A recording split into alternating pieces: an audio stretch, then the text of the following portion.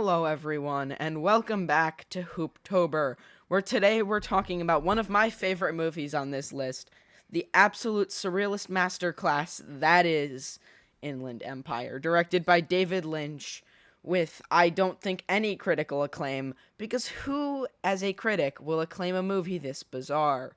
It is a strange experience with distorted faces and talking rabbits, but I love every second of it. Trey, what did you think? I think you know what I thought. So I've had a few experiences with Lynch before. My first Lynch was Eraserhead. That was much too weird for me. If that was much And too weird then for you, then I know exactly where this is going. 3.5. Like, I gave that a 3.5. Again, it's a thing that could go up on rewatch. And then I watched Blue Velvet and Lost Highway. I gave both of those 4.5. I really enjoyed my time with both of those films. I thought they were outstanding. And then I watched this. 2 stars for, I believe, 44 out of 100. So close to 2.5. 43 out of 100. Yeah, those 2 stars are all for that first hour. That first hour where there's a pretty coherent plot going on, I loved. Justin Theroux was outstanding. Laura Dern was outstanding. Jeremy Irons, Harry Dean Stanton, outstanding performances. I was engaged. I was having a good time. I don't know how I feel about the way, the quality of the shots, the way it was shot and how it looks. I'll get there. I don't I'm sure there's a point to it, and I'm sure that's how it was supposed to look, but I didn't like it. It just didn't work for me. Okay, so I would like But I really enjoyed the first hour. You get a lot of jump scares from famous actors. So you got a William H. Macy jump scare somewhere in there. That was weird. We got I feel like there was one more. Who was it? Who was it that I was like, oh crap, they're in there? I can't remember. But why don't you go ahead with your thoughts about what do you like about this one? Okay, it's so weird that I enjoyed it thoroughly. Now here's the thing. I could justify almost anything in this movie, but saying there was anything good about Justin Theroux's experience, acting in this movie, I couldn't justify that for my life. I think that his acting in this sucked. And I think that's the one big flaw with this movie. And even though it didn't bring my rating down, I think I mentioned it in my first review, that his acting performance in this was almost weirdly bad. So I think part of me wants to just believe it was intentional, but the other part of me is like, maybe he just wasn't good in this. Now, the camera quality thing, I would like to get into the multiple claims of what this movie means and which one I personally believe. Yeah, go ahead, because I have no idea. So the theory that I read, that of all of the theories that I read, because I did a several-hour reading session on, what all of it could be after it was over, and the one I settled on that I think makes the most sense is the concept of bad movies. And I think it makes enough sense for it to just be justifiable. So, the entire movie is that they're on a cursed movie set that is a cursed, Polish, maybe, movie, that there's, these weird things happening.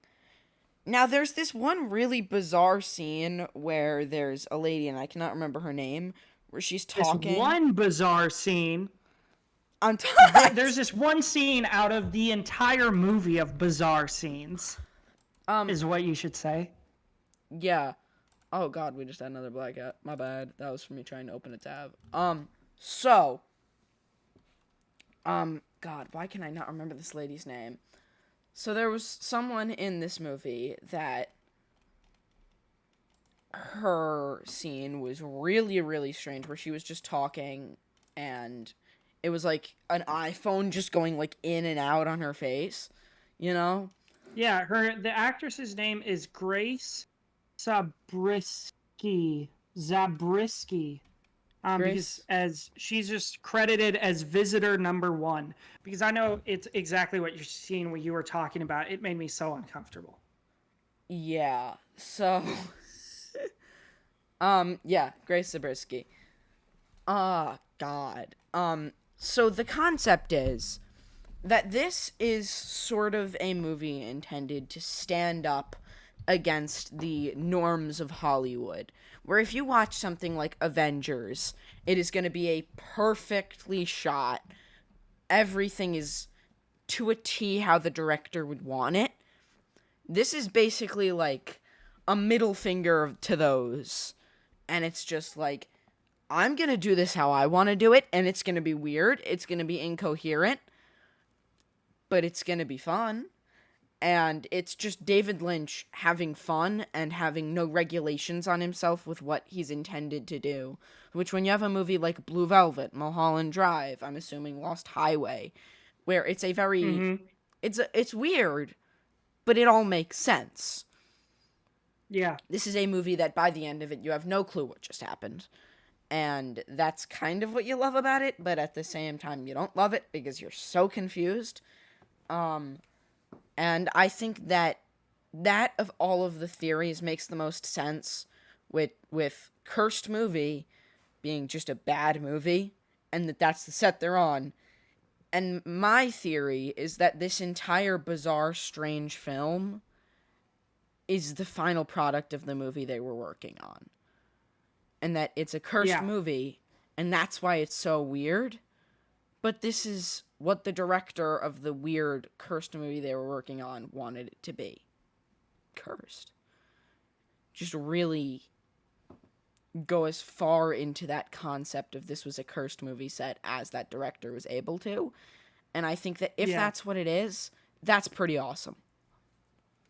Yeah. Yeah. And that's like all cool and all.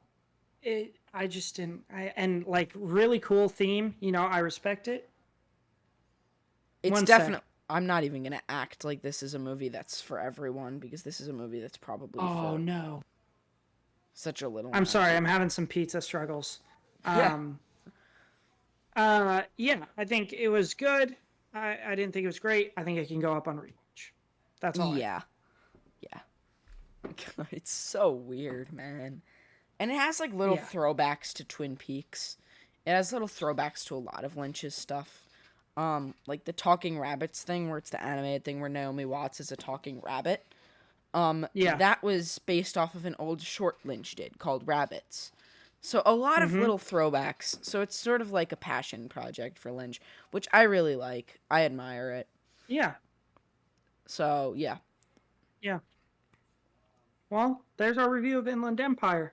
Um, if you're watching this YouTube video, like it, comment what your thoughts on an Inland Empire are, and subscribe.